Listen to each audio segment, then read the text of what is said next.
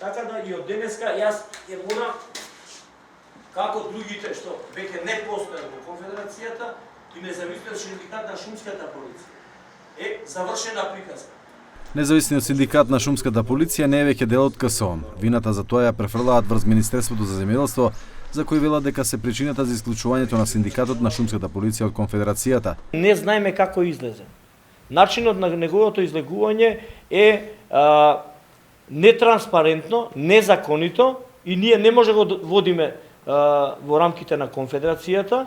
Не може тој синдикат да излегува пред луѓето јавно и да кажа дека е членка во Конфедерацијата, да ги користи се уште амблемите на Конфедерацијата. Тодев додава дека на вработените им е зголемена квотата за членство во синдикатот на шумската полиција и немаат можност да се одјават.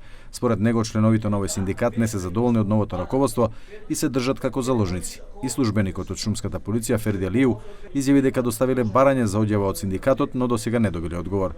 Ние како шумска полиција ние не знаевме дека се качи членарината.